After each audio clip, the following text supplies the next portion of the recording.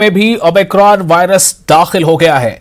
महकमा सेहत के डायरेक्टर डॉक्टर श्रीनिवास ने बताया कि 12 दिसंबर को कीनिया और सोमालिया से आने वाले 2 अफराद कोरोना वायरस की नई शक्ल ओमिक्रॉन से मुतासिर पाए गए हैं।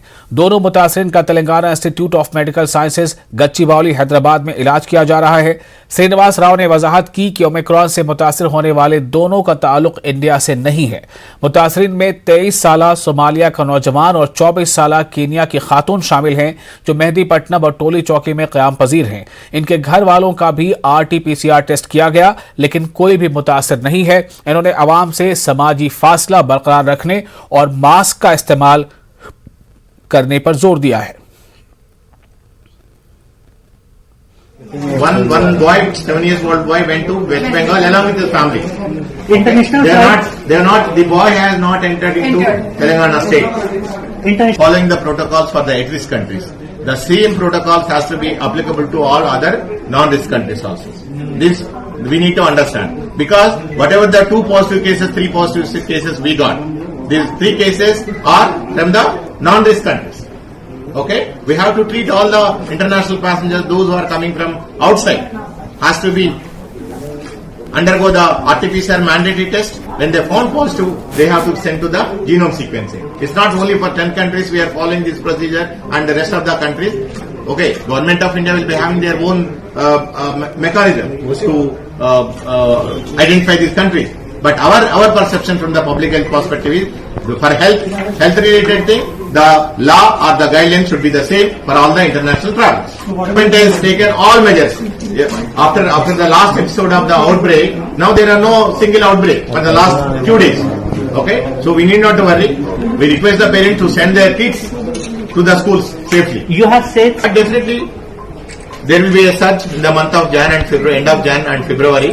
Okay, but government has geared up. We know we learned so many experiences in the first wave and second wave, and people also ready to face any challenge.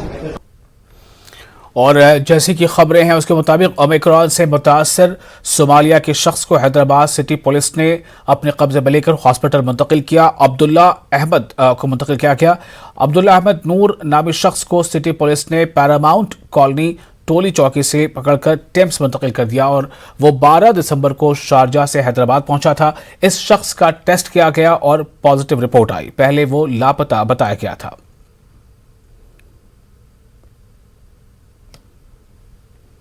Ismail और अब्दुल अहमद नूर 23 years दोनों केनिया से आए हैं, नैरोबी से इधर तक आए हैं।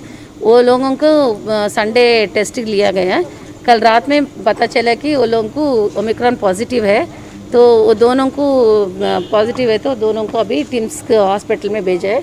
भेजने के बाद अभी पूरा एरिया सैनिटाइज कर रहे हैं, GHMC वाले पूरे सैनिटाइज कर रहे हैं और हमारे लोग पूरों को टेस्टिंग कर रहे हैं। अभी टेस्टिंग करके कॉन्टैक्ट ट्रेसिंग भी हम लोग कर रहे हैं और किधर किधर गए क्या क्या है कॉन्टैक्ट ट्रेसिंग करके उसके हिसाब से हम लोग एक्ट करेंगे। अभी 4-5 टीम को भेजा है, 3-3 अपार्टमेंट 4-4 अपार्टमेंट ये करने कवर करने के लिए, तो वो लोग कर रहे हैं। दूसरा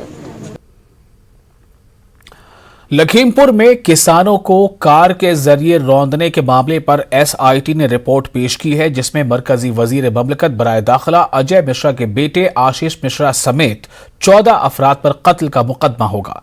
ओवैसी ने SIT रिपोर्ट की बुनियाद पर मरकजी वजीर बराए दाखिला अजय मिश्रा को काबीना से हटाए जाने की मांग की है।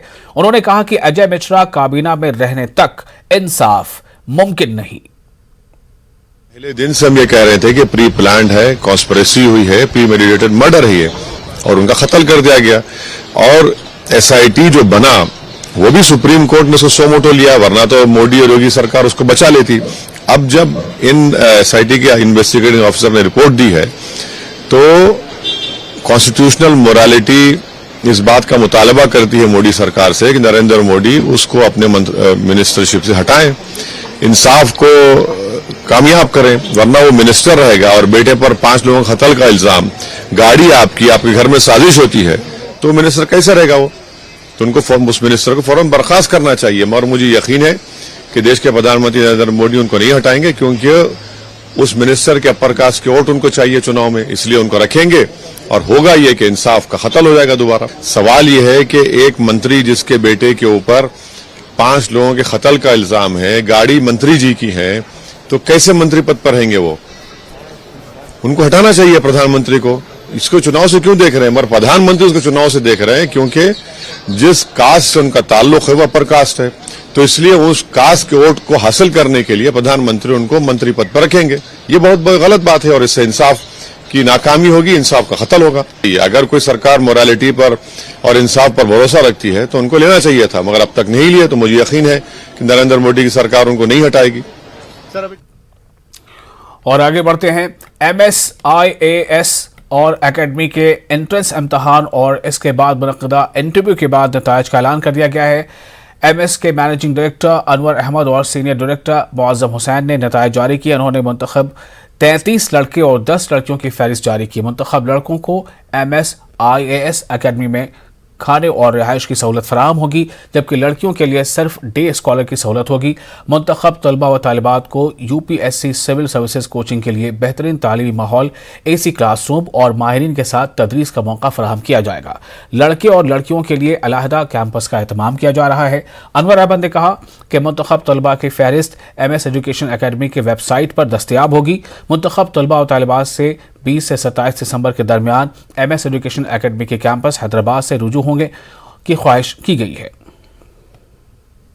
रहेंगी हमारे पास, जैसे हम लोग पिछले हमारे जो है उसको हम लोगों ने अनाउंस किया था, उसी तरीके से वो सुबह आएंगे और शाम तक हमारे कैंपस को इस्तेमाल करेंगे। दोनों कैंपस बिल्कुल अलग होंगे, जो बॉयज़ के लिए अलग होगा, गर्ल्स के लिए अलग होंगे। इंशाल्लाह 20 तारीख से 27 तारीख के बीच में उनको हमारे IAS एकेडमी पे उनको रिपोर्टिंग करना है। उनके जो डॉक्यूमेंट्स उनको साथ में लेके आना है, वो सारे वेबसाइट पे दे दिए गए हैं इसके डिटेल में।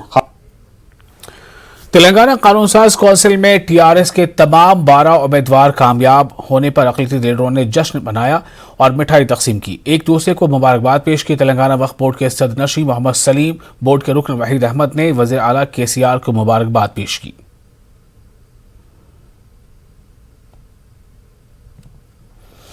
हुज़ूराबाद रुकन असेंबली अटल और राजेंद्र ने चम्मीकुंटा मंडल का दौरा किया और उन्होंने हालिया दिनों हलाक हुए M सुरेंद्र के अरकान खानदान से मुलाकात की और उन्हें पुरसा दिया, दीगर तफसीलात हासिल की। हैदराबाद के ऊपर क्रिकेट स्टेडियम की बिजली कट कर दी गई है। बताया जा रहा है कि महकमा बिजली ने स्टेडियम का 1 करोड़ का बिजली बिल बाकी रहने पर बिजली काट दी है। ADE बालाकृष्णा ने बताया कि हैदराबाद क्रिकेट एसोसिएशन को महकमे की जानिब से नोटिस दी गई है। नोटिस से जवाब नहीं दिया गया। इसके बाद महकमे को बिजली काट देने पर HCA पर मामला भी दर्ज कर लिया गया है। मामला तेलंगाना हाई कोर्ट को किया गया था। अदालत ने महकमा बिजली के हक में फैसला दिया है।